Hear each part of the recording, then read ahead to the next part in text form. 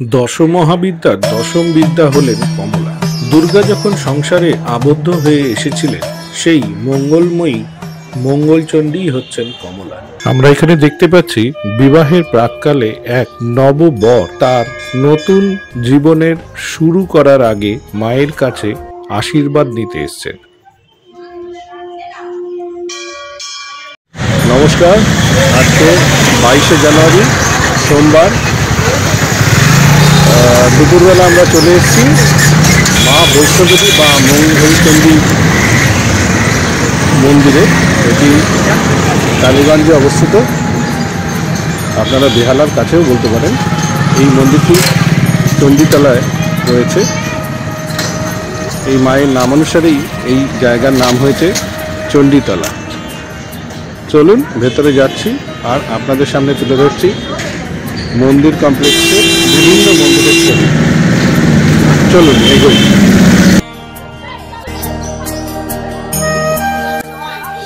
এইটি হলো মা মঙ্গলচণ্ডী মন্দির কমপ্লেক্সের প্রধান প্রবেশদ্বার। আপনারা এদিক থেকে সোজা প্রবেশদ্বার সোজাসুজি মঙ্গলচণ্ডী মায়ের মন্দির দেখতে পাবেন।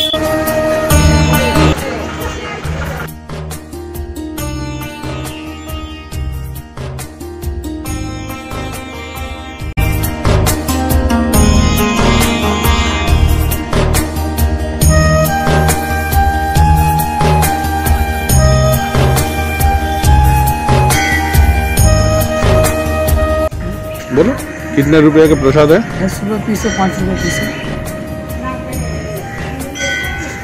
शुक्रवार को ज्यादा ये होता है क्या? हर रोज ही होता है? डेली मिनिमम होता है। कितने बजे से बैठते हो? सुबह 6 से 12:30, शाम को 4 से 9।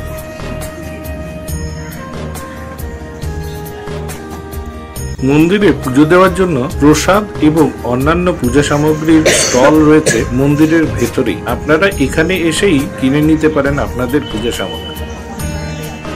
আপনারা এখান থেকে প্রসাদ সংগ্রহ করতে পারেন।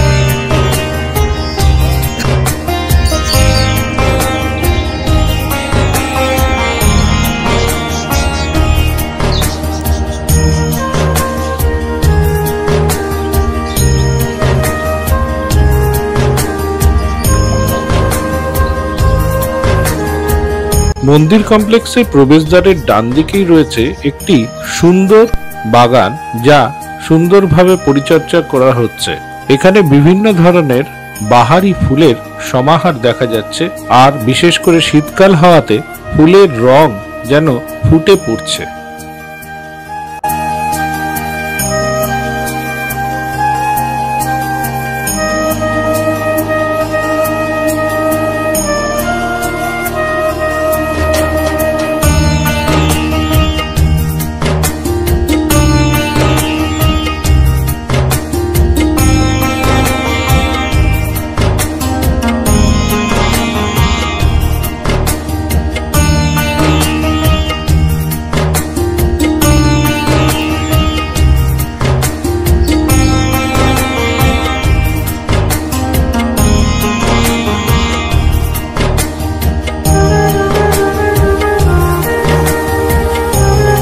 মঙ্গলচণ্ডী মায়ের মূল মন্দিরের ডান দিকেই হচ্ছে রানী সতীমাতার মন্দির।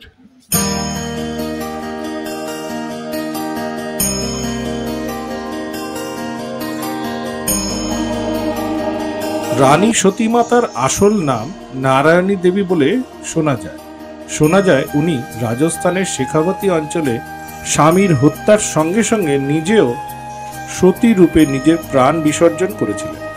পরবর্তীকালে আগরওয়াল সম্প্রদায়ের তত্ত্বাবধানে এই স্থানে মার্বেল পাথরের একটি ভব্য মন্দির গড়ে তোলা হয়। বহু মানুষ এই মন্দিরে এসে রানী সতীমাতার কাছে প্রার্থনা করে নিজের স্বামী ও সংসারের কল্যাণার্থে।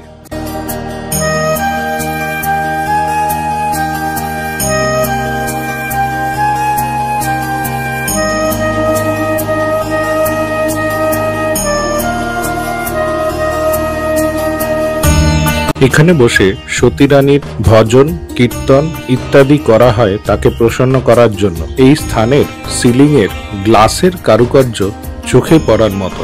সুন্দর কারুকার্য আপনাদের আকর্ষণ করবেই।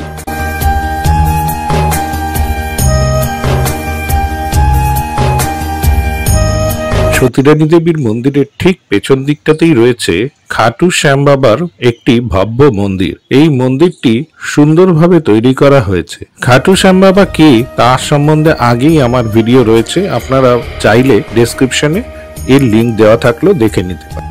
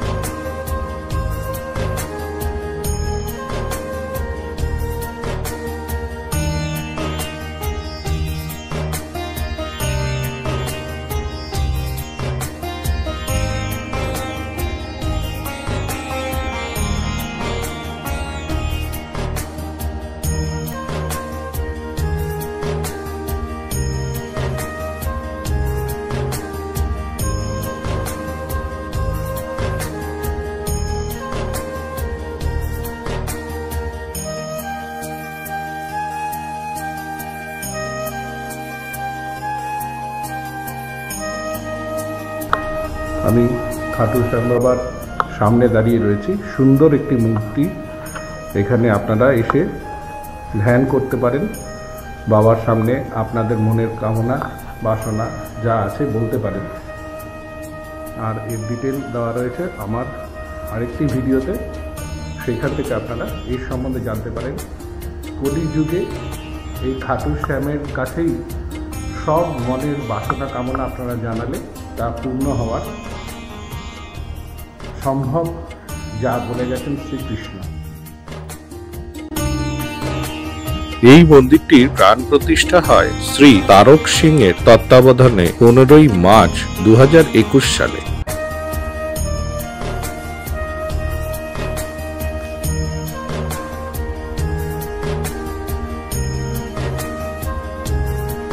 খাটু শ্যাম বাবা মন্দিরের পাশেই রয়েছে 3টি মন্দিরের একটি কমপ্লেক্স, যার মধ্যে প্রথম মন্দিরটি রয়েছে রাধা কৃষ্ণের, দ্বিতীয়টি হচ্ছে শীতলা মাতা মন্দির এবং তৃতীয় স্থানে রয়েছে বজরং বলির মূর্তি। এই মন্দিরটি একসঙ্গেই রয়েছে পরপর।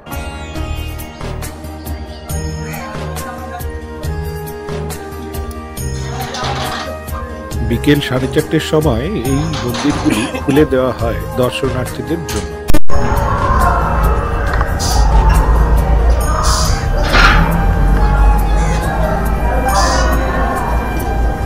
রাধা কৃষ্ণের সুন্দর মূর্তি এখানে, সামনে শ্রী জগন্নাথ দেব, বলরাম এবং সুভদ্রা।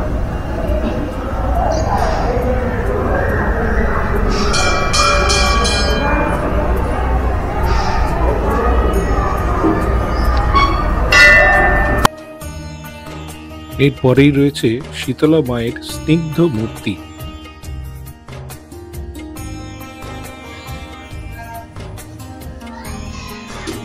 এই মন্দিরটিতে রয়েছে বজরং বলী, পবনপুত্র হনুমান।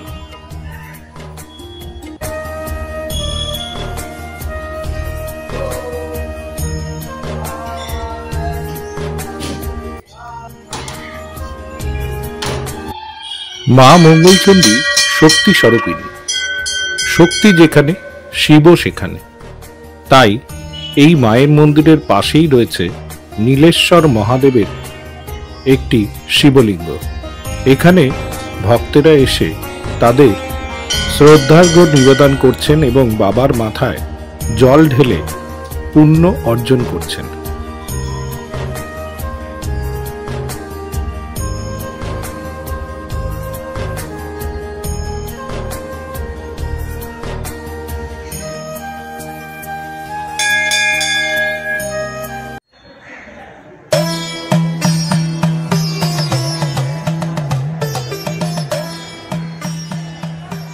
দশমহাবিদ্যার দশম বিদ্যা হলেন কমলা। দুর্গা যখন সংসারে আবদ্ধ হয়ে এসেছিলেন, সেই মঙ্গলময়ী মঙ্গলচণ্ডী হচ্ছেন কমলা। যে প্রস্তরখণ্ডটি এখানে রাখা রয়েছে তা প্রায় বিগত 400 বছর আগেকার। 1600 শতকে শ্রীমন্ত সওদাগর, যিনি চাঁদ সওদাগরের কাকা বলে পরিচিত, এই প্রস্তরখণ্ড স্থাপন করেন এই মন্দিরে।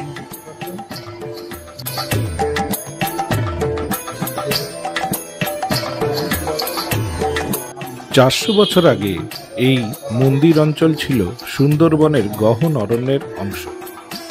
এখানে আদি গঙ্গা বয়ে গেছিল।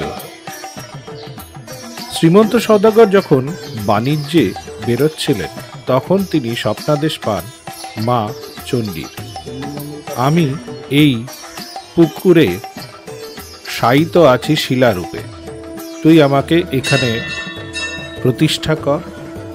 প্রতি জ্যৈষ্ঠ মাসের মঙ্গলবার করে ভক্তেরা আমার কাছে যা চাইবে তাই পাবে। পরবর্তীকালে এখানে মন্দির হয় এবং সেই মন্দির সংস্কার করে আজকের মন্দির তৈরি হয়। আদি মন্দির ছিল এই মঙ্গলচণ্ডীর, পরবর্তীকালে অন্যান্য মন্দির তৈরি হয়েছে এখানে। এই মন্দিরে এখনো চৈত্র মাসের মঙ্গলবার করে দূর দূরান্ত থেকে ভক্তেরা আসেন, তাদের মনস্কামনা পূর্ণ হয়।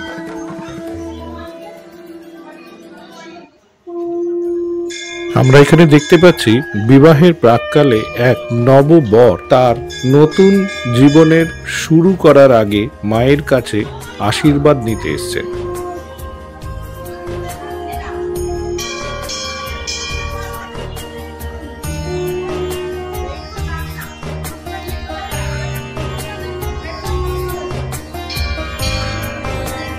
পাত্রপক্ষের লোকেরা মায়ের সামনে বিয়ের একটি মঙ্গলানুষ্ঠান করে প্রসন্ন মনে মায়ের আশীর্বাদ নিয়ে এগিয়ে চলল শুভ অনুষ্ঠানের দিকে।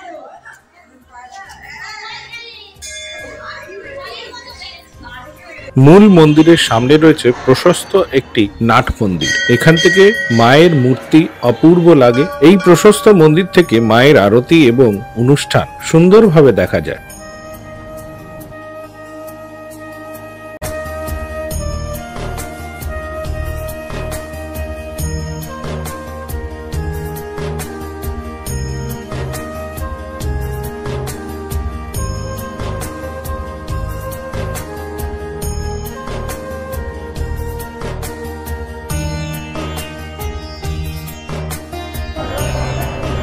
সামনেই বৈষ্ণোদেবী মাতার মন্দির, এটি জলের উপর সুন্দরভাবে বানানো, চারপাশে জল ঘেরা, তার উপরেই এই মন্দির। আর এর দুপাশে অনুষ্ঠানের জন্য বড় করে চত্বর ছাড়া রয়েছে। বিভিন্ন ধরনের সামাজিক এবং ধর্মীয় অনুষ্ঠান এখানে করা হয়।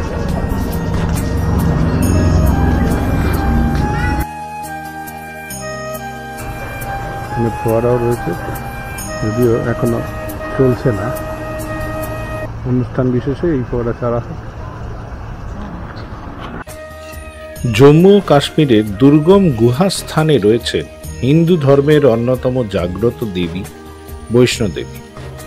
হিন্দু ধর্মাবলম্বীরা বিশ্বাস করেন যে এই দেবীকে সন্তুষ্ট করতে পারলে যে কোনো রকম মনোবাঞ্ছা পূরণ করা সম্ভব। তাই তারা 9 দিন ধরে কঠোর তপস্যা করে তারপর এই দেবীর কাছে আরাধনা করেন এবং তাদের মনোবাঞ্ছা পূরণ করে আসেন এই দেবী যুগ যুগ ধরে। এই মন্দিরটি কলকাতাবাসীদের জন্য একটি আশীর্বাদ স্বরূপ, কারণ অনেকের পক্ষেই দুর্গম পাহাড় পেরিয়ে মা বৈষ্ণোদেবীর দর্শন করা সম্ভব নয়।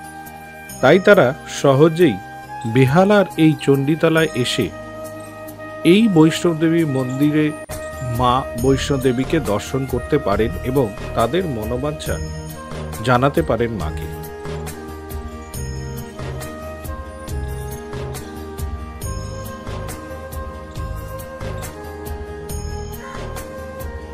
প্রচলিত প্রথা অনুযায়ী বলা হয় যে মা বৈষ্ণোদেবী দর্শনের পর ভৈরবনাথজির দর্শন করা অত্যন্ত আবশ্যক, নইলে মা বৈষ্ণোদেবীর দর্শনের কোনো সার্থকতা থাকে না। তাই আমরা ফেরার পথে মূল মন্দিরগুলির পেছনের দিকে অশ্বত্থ গাছের নিচে ভৈরবনাথজির দর্শন করলাম এবং আপনারাও এখানে এলে এটি একদমই ভুলবেন না।